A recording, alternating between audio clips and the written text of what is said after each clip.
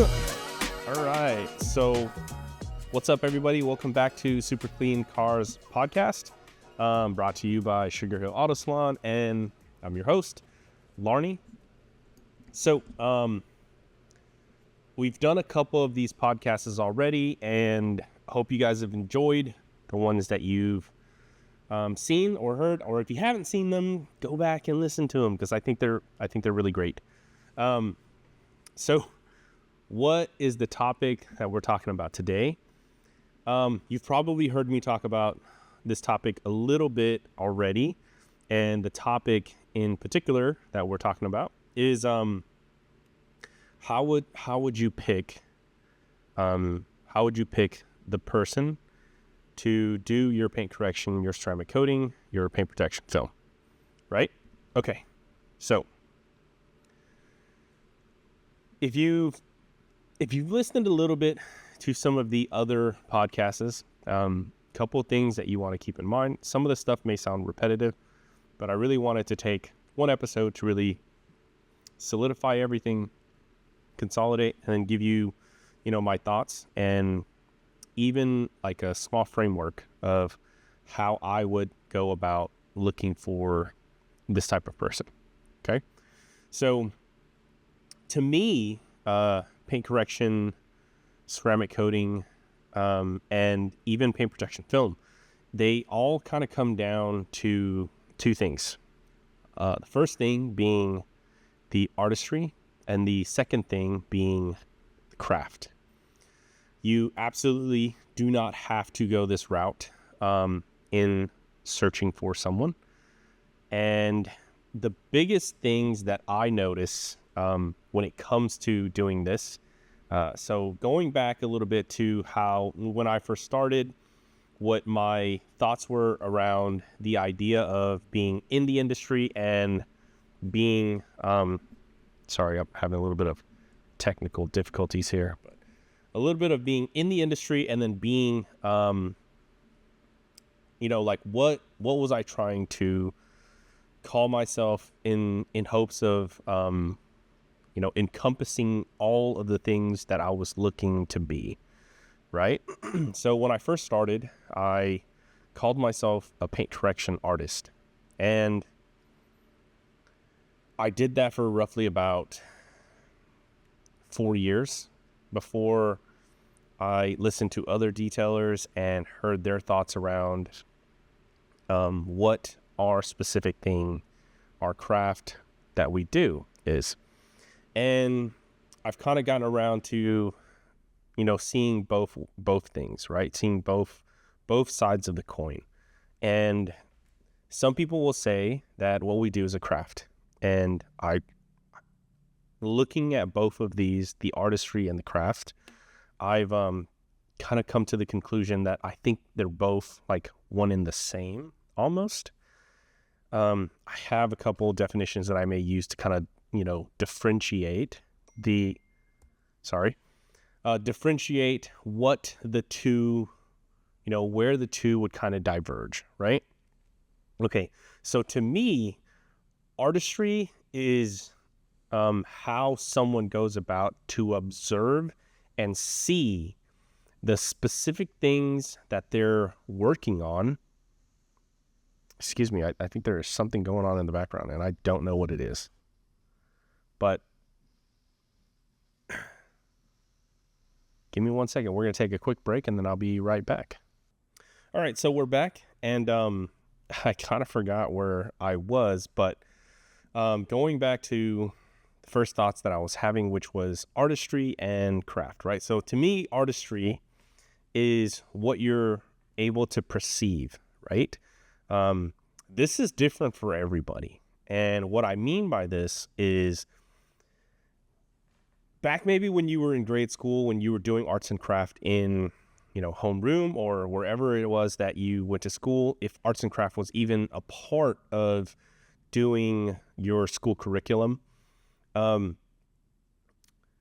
never really understood why they would put it together until, I started thinking about it as I got older, and how I think about my craft today, and what portion of it particularly is artistry, right? So artistry is what you as the person kind of sees that you want to bring more towards the light.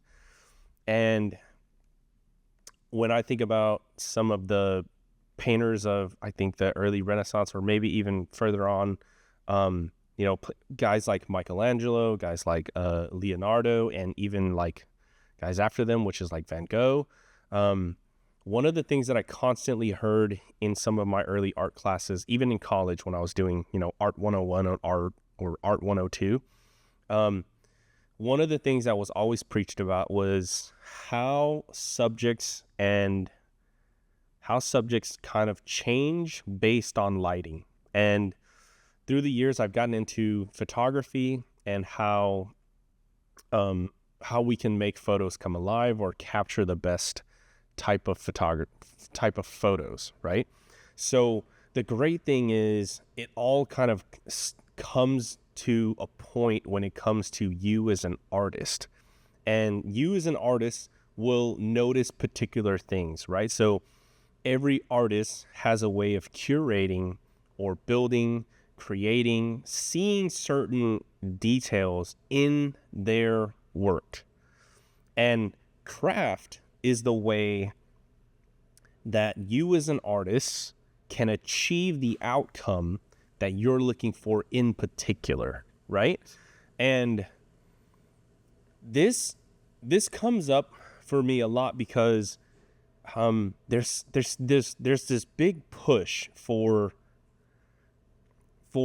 everybody can kind of do the same thing, which in a lot of cases may be true, because there are multiple ways to craft, and then there are artists that only see specific things that make you want to go with them, right? So a good example of this, or a good analogy or a metaphor of this perhaps, is how you would pick an interior designer, right? So interior designers will probably come into your home and they'll look at all the spaces that you have and see a silhouette, but also at the same time, they will ask you certain questions that will either help them understand what your needs are, and in understanding your needs and your style, they can present you with options for which direction you could go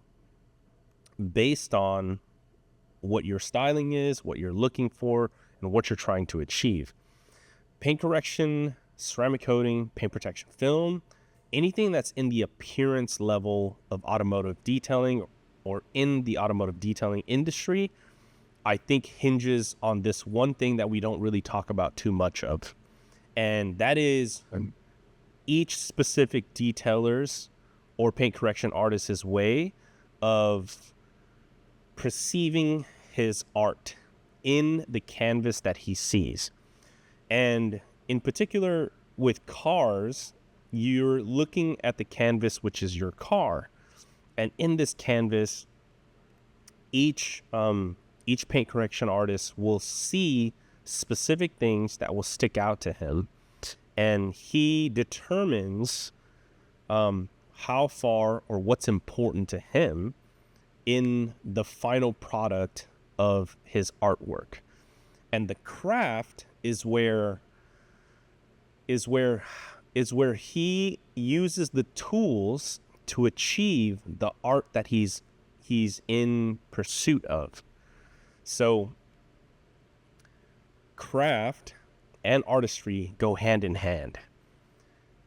Your job when you're looking for something like this, and if you're looking for the right person, you want to meet someone who has the artistry level that you're looking for, and then he has the craft that is dialed in enough to know that he can achieve the final product that you're looking for. And that may be like a very philosophical type of way to look at this, but when we really sit down to look at how each detailer does their work, what they consider a final product, and how they get there is all really, really important to the product that you get at the end. So the end point is usually the starting point for most guys looking for the right detailer, right? And a lot of this is shown to us, or you guys as the consumer, when you're looking for this stuff. Like, you want to see photos, you want to see pictures, you want to see maybe a little bit about how the work is done, and that's seeing the craft. You want to see how they do it, what tools they're using, how far they're pushing, how far they're not pushing, when are they stopping, when are they saying that this is as far as they can go based on the level of craftsmanship that they have. So first year for me, craftsmanship was really low, mainly because I had just got into the industry. My artistry level, my ability to perceive what I wanted, was really high. Or at least it was high for me, because in the sense that, like, I haven't found another detailer or another person that was in my area that was doing the same level of work that I was looking for. And at the end of the day, you're looking for artistry. You're looking for what it is that you see in perception of your car as the canvas and where it could be refined. And craft is how you refine it. So when you're looking for this person, this detailer, this specific shop, because shops as a whole can produce and can portray a brand, right? So this brand of, this is the level of artistry that we're capable of, that we have the craftsmanship to do. And you're looking for that in particular. You may not care about how the craft is done. And if you do care, then you care about certain nuances of the craft, I think. But you care about what it is that this particular detail shop does, that they do really well, and that helps you understand if your silhouette of your canvas, which is your car, is going to get the same level of treatment that would allow you to receive back the final product that is a piece of art that you would be happy with. So it's really easy to talk about this stuff as far as like products and services, or services in general, but what makes all of it really, really different is who you choose to do the work to reach the level of artistry that you're looking for. And you may not think of it that way, but if we were to look at it another way, you would be looking at it on a service-based system, meaning this is what paint correction is, this is the only thing we'll accept, and that's it. Unfortunately, that would be like just a level of standard that you'd be okay with.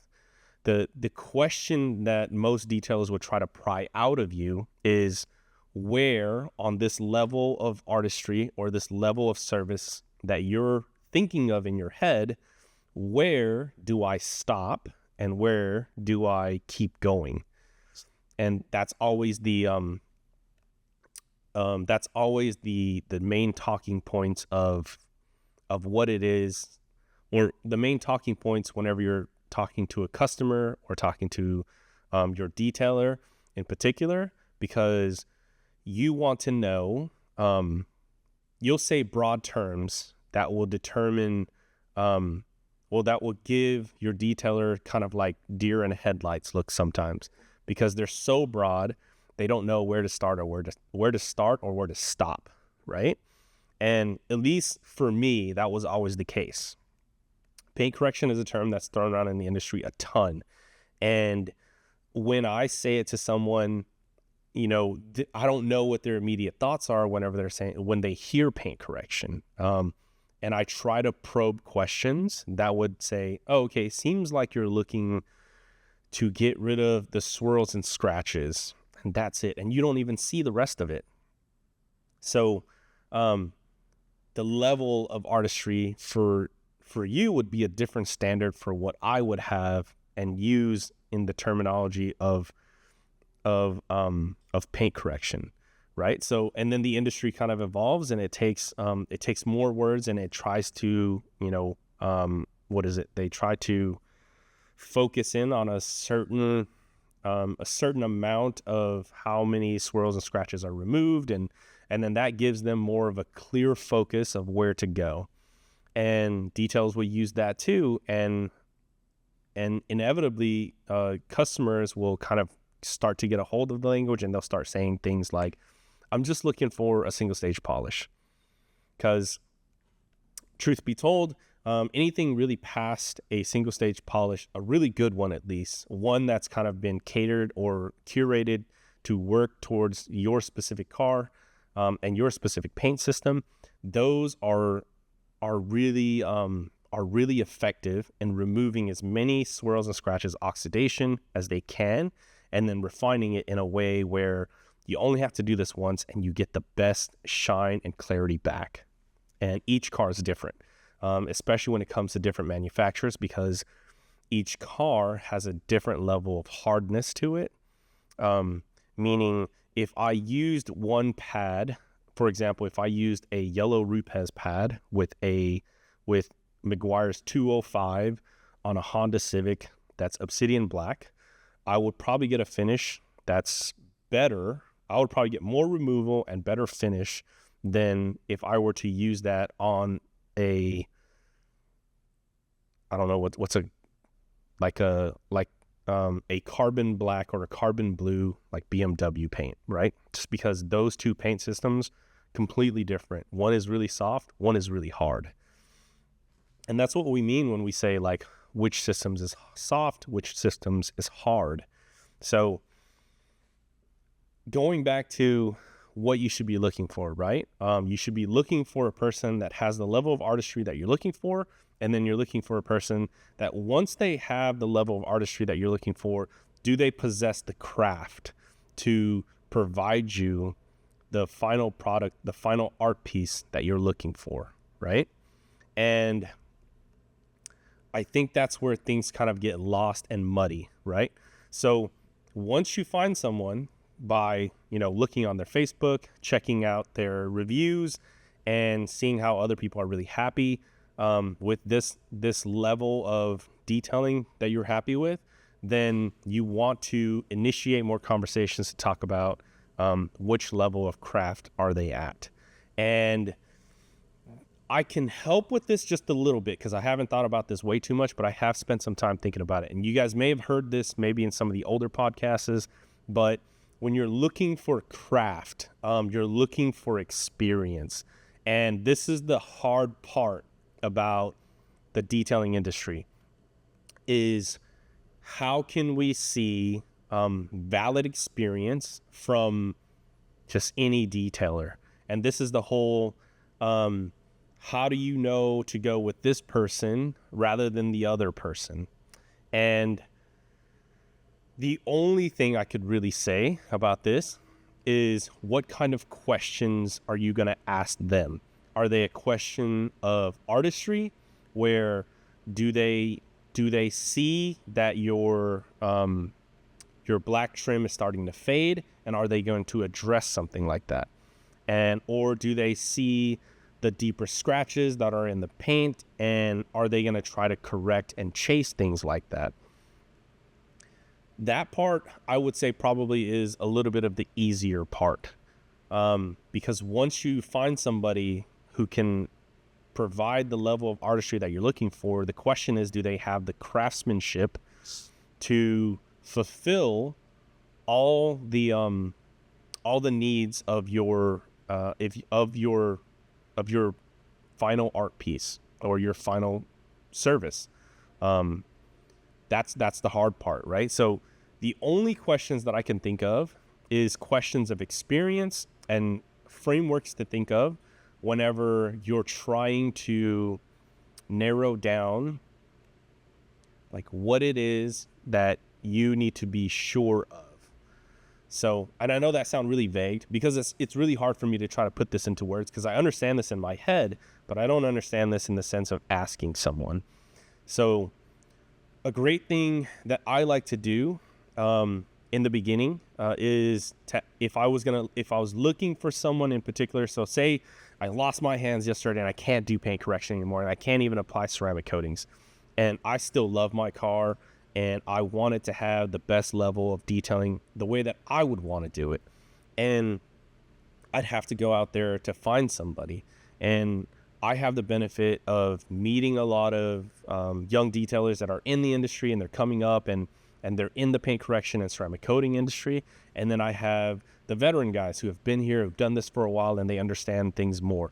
And for someone who is going into this that has no idea about what makes the difference between an expert ceramic coat, like applied ceramic coating, or a new guy, ceramic coating. Because the truth in the ceramic coating is that you don't see the effects of ceramic coating in the initial reveal. You see the effects of ceramic coating months, years later. Because when you get a new car, or if you get when you get the service done and your car is a little bit older, like getting it back from the detailer the first time, that's when it's going to look its absolute best. That means they spent the time, hopefully they spent the time to make it look the way that your vision has been casted on their, the vision has been casted on to your detailer so that he can reflect that back, right? And and you want to use, you will see all of the good and all of the things when they're fresh. And yes, part of keeping it that way is maintaining it yourself. And your detailer should be the one to kind of help you identify, like, hey, you should probably start doing the hand wash and maybe use this method over this method. Every detailer has their own special method or one that they prefer. And based on the tools that you may have or you may not have, he may recommend getting this over that. I know I do this a lot with my customers where I say, hey, if you already have 2 buckets, maybe use the 2 bucket method. Adjust with having 3 or 4 more mitts versus just 1, and then try using a water spot remover once a month, or try using this wheel cleaner instead of that wheel cleaner, because I saw that this worked better than that one, and that will help tremendously with maintaining it. But seeing the long-term effects is how you know you actually got a good ceramic coat. And there are so many different factors, and that's what comes down to the craft of actually doing ceramic coatings, right? So the craft of doing ceramic coatings, it seems really easy, and for the most part, it really is. If you want to talk about like a more easier protection that you just wipe on and you wipe off, like that's ceramic coating. But there's so many things that aren't taken into account in order for that ceramic coating to have the best chance to bond, in order to have the best chance to have the longest life of that ceramic coating. And there are so many things that come into those variables. That may be a topic for another time where I talk about specifically what those variables are. Right now, I want to talk about how can you tell if your detailer that you're picking has already figured all of those things out, right? And the biggest telltale sign, right, is going to be the question of what's the longest car that you've ceramic coated? How long has it been coated without any recoats or without any major, not boost products, but major recoatings? And that should give you an indication of that. One question will usually answer like 4 to 5 different questions. So that question in particular will draw out whether this detailer has himself been in the industry for more than a year, more than 2 years, more than 3 years. And it will tell if he's been successful in applying ceramic coatings that allow them to last a long time. And even if they haven't lasted a long time, he'll have an answer He'll possibly have an answer on whether why they worked and why they didn't work.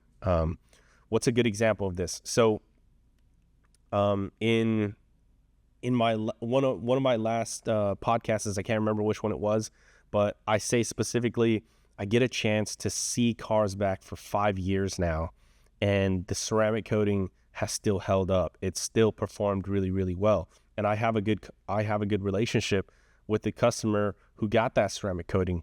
They don't bring it back every year, but they bring it back every other year, which is great because it does mean that, one, they're taking care of their car, and then two, the performance of the ceramic coating hasn't been affected by either the additional, wax that they may put on. Because I'll ask them, I'll say, have you waxed it at all? And they'll say, no. No, all we've done is just wash it. Great. I do have to take their word for that. But even when I wash it, when I see it back, like, do they perform at 100%? No, not all the time. Sometimes they'll be like 80%.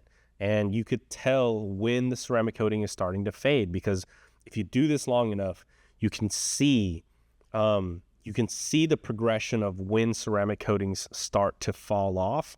The water behavior that you see, the slickness that you feel when you're washing the car in particular, and all of those things can be answered by just that one question.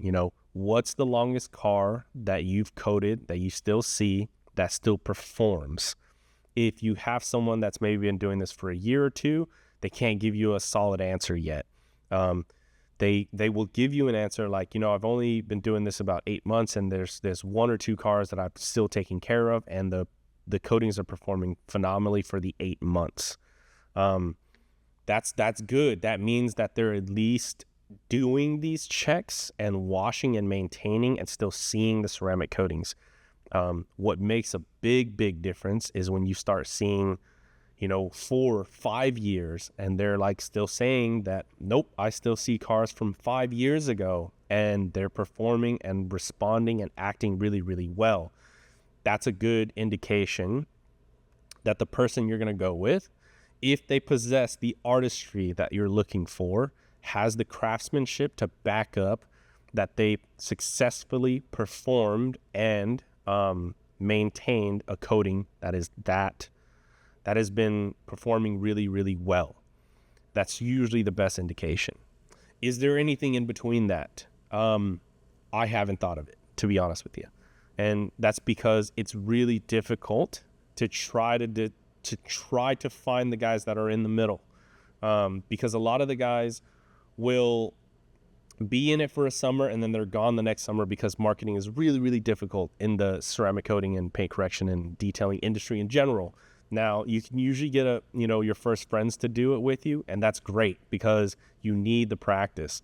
But if you're a person that's spending real money on this, and when I say real money, I mean if you're spending $1,000, $1,500, $1,800, you want to know that the coating you're getting is actually a real, viable, good coating that's going to last you the lifetime of the car that you're going to have. And I don't mean in the sense that it's going to last like 20 years or something like that. What I mean is, as long as the coating is rated for, and maybe a little bit longer and a little bit shorter based on how you maintain it, right? That's probably like a really long-winded answer. And what I want to do is take a quick break, and then we'll come back and we'll talk about the rest of what I think of, as far as artistry and craftsmanship and what questions you need to ask. So we'll be right back. All right. Well, so we're back, and I gotta adjust my seat because I got up. Okay. So the last section of this was talking about how, we're looking for specific questions, right? To find the right detailer for you. When it comes down to the artistry, the only thing that you should be worrying about is what particular thing that you see on your car that helps it reflect the final art piece that you're looking for, right? And you could say certain key terms, or you could say certain things that would help your detailer kind of identify those things, right? So if you say something to them like, the paint just doesn't really look flat, it looks kind of wavy, most detailers will pick up on that and say, sounds like you have some orange peel problems. Although here's the thing, orange peel is a part of just about every car unless it's been like perfectly wet sanded and polished down to look completely flat. Now, there are some cars that come that way, but not every one of them. But if those things bother you, then you're looking for something like, color match, wet sand, flat paint, right? Okay. Those are some of the terminology you can say to identify the level of artistry for that certain detailer. Because truth be told, when you're looking for a detailer, all you're really seeing is the pretty car, the final product, which is great. I love seeing them. What is really difficult is discerning how the final product is what you're actually looking for. Because when I see cars and when other detailers see cars, we all notice different things. Like my good friend Jay, who's been on the podcast, I think he was episode 4, which is the one before this one. He talked specifically about like trim levels and every little dust that he may find inside the car or outside the car. Those are the things that he notices like all the time. I don't really notice those things as much, to be honest with you. I notice every swirl, every scratch, every change in tone and texture that you can find in paint. Those are the things that I see, and I see them constantly. There's this running joke like in the shop where when I used to have a larger staff, we used to talk about like, we should find a way to see, or to, I guess, differentiate how someone has come along in the progress of seeing like defects and scratches. Not everybody needs to see this, by all means. Like some of you guys, if you don't see it, good on you. Like, because the moment you do see it, it's one of those things that you never stop seeing again. And maybe some of you guys will become like blind to this stuff, which is fine, because it just means that you could live the rest of your life without ever knowing like what these things look like, and it doesn't even matter, which is great. Because when I got into this and I started looking and I started seeing, like I saw everywhere. Like when I'm driving my own car, like across town, like I'll look, like my eyes will automatically just look to other cars, and the first thing I'll notice is always the paint. It's always the paint. It's always the swirl marks, the haze, the deeper scratches. And it's the same for guys that even do like paintless dent repair. I have a couple friends that are in the industry with paintless dent repair, and when I talk to them, I'll say, yeah, my hood has probably like 5 or 6 different hail dents on it. And they're like, no, I count like 10. And I'm like, what are you talking about? I only see like 5 or 6. And then he'll point out things to me that his eyes are just accustomed to seeing. So that's the artistry part of it. And asking those questions are typically going to identify what type of detail you're going to look for. And then the hard part is finding out whether that detailer possesses the craftsmanship to give you that final product, right? And I probably sound like I'm just repeating myself, but go back to that. Think about, what questions you want to ask to kind of get the artistry in. And once you find that one detailer, this part gets really hard, right? So, because there's so many of them, and I feel like we do all the same thing. We post pictures, and then we post videos of like, man, look at this transformation. I mean, look at this 50-50. And a lot of that is to really answer silent questions that aren't being asked yet, which is, can you get scratches out of paint, right? Can you polish down the paint enough that it looks flawless again, and how do you know when to stop and where to start, and which ones am I curating to show you? And those things are really, really difficult to try to narrow down and point out.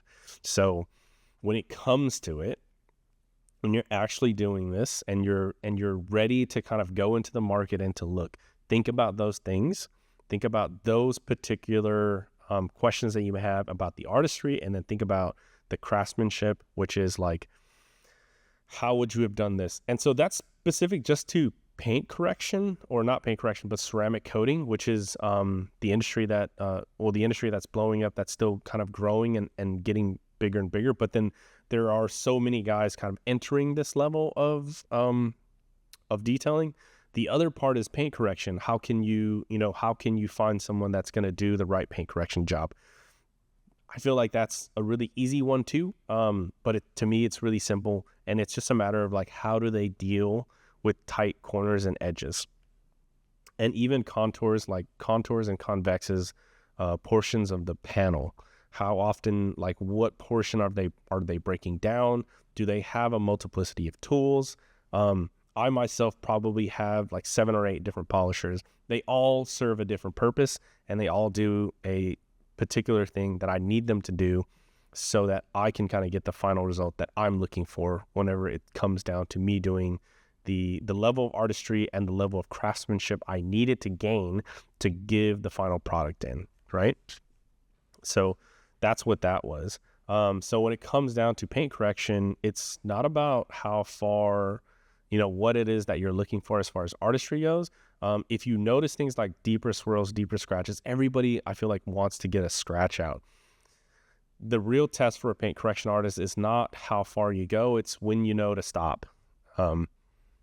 And most detailers or most paint correction artists will have a system in their head that they think about that will allow them to say, this is as far as I can go, this is as far as I can take it. And they use tools, the craftsmanship, to kind of get them there. Some of the tools we use are like paint depth gauges.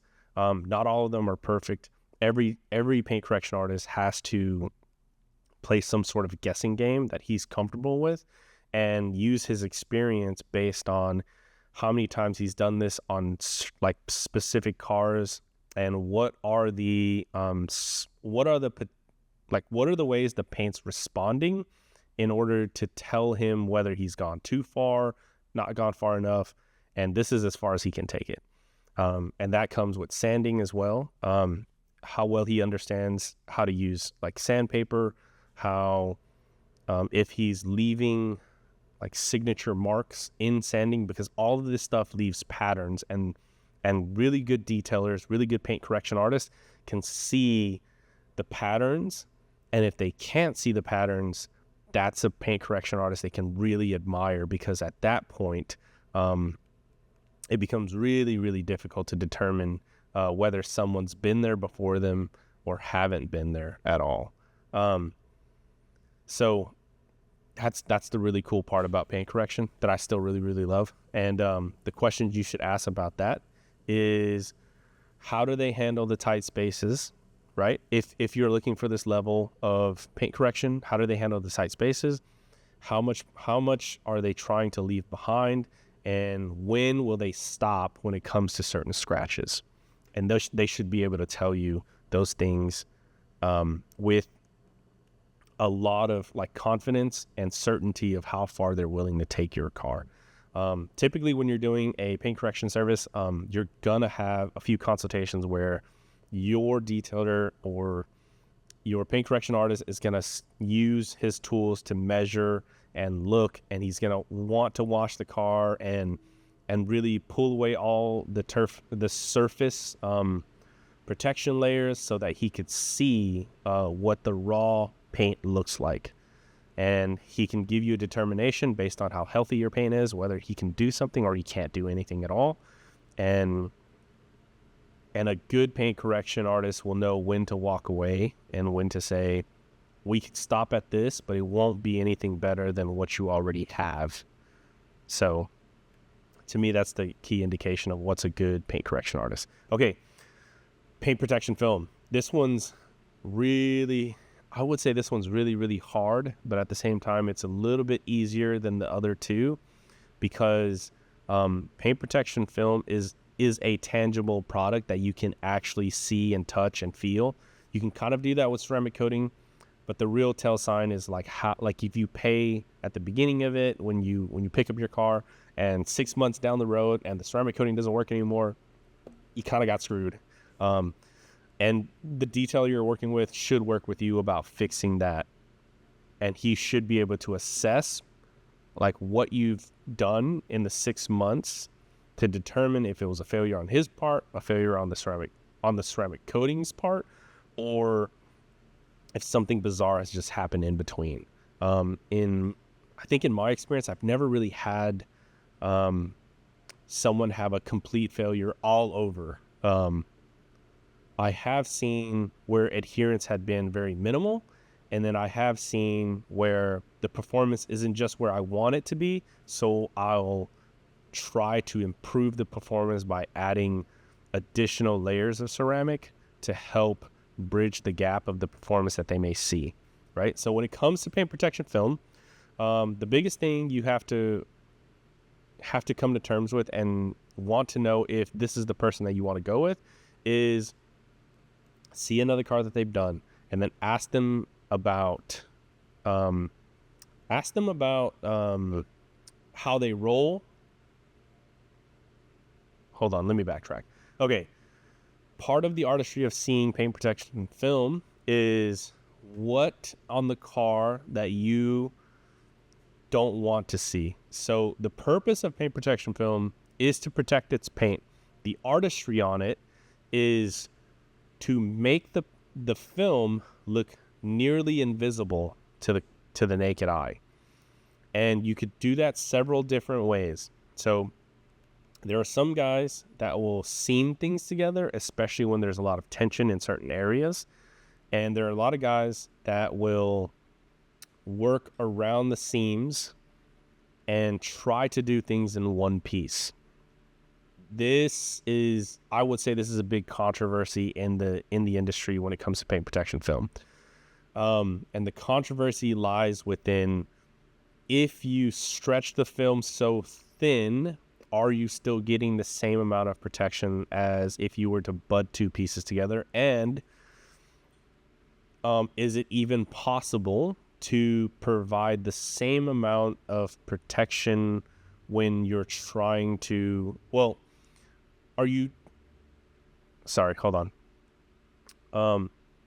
when you're budding two pieces together, it isn't about the aesthetics of this now. It's about the protection of it, and you want to have the most amount of protection available. I'm definitely a person where like I need to have form and function work together in harmony. So for me, I don't want to see seams. I just want to see a perfectly flawless paint. And I just haven't found a paint protection film that does that really, really well yet. Hopefully with the advent of PPS, paint protection spray, we may see that, and we may even get a little bit better when it comes to how paint protection affects the market long term. It is definitely a lot harder to apply because you need more investment to make it happen. I mean, paint protection film is already a big investment when you're getting into it as a person that's in the industry and offering paint protection film. It is a big investment. You have to buy the plotters, you have to buy the training classes, you have to buy the product, and then it takes a while to recuperate that. When it comes to PPS, you now provide a very high level quality of work. So the artistry level is, I think, brought up, and the craftsmanship is brought up a little bit too, but the required craftsmanship to provide the level of artistry that we're all looking for with seamless installations with a single sheet of paint protection film is extremely difficult, and it is really hard to find guys that can do that based on the car and how much contours that it may have. It's really hard. And paint protection film artists will tell you that too. They'll say, there's only so much we can stretch it. There's only so much tension that we can add to certain places. And some guys are really, really good. And then some guys, they'll just say, nope, it's not about, how it looks for us. It's about how well it protects the car. And when you're looking for a paint protection film artist, you have to first identify what level of artistry you're looking for, and then the final product that they can provide. That's the hard part, right? The hard part is finding the person that can provide the final art piece that you're looking for. So what's the question that you should ask a paint protection film artist on, how to bridge the gap between, does he possess the craft? It's pretty simple.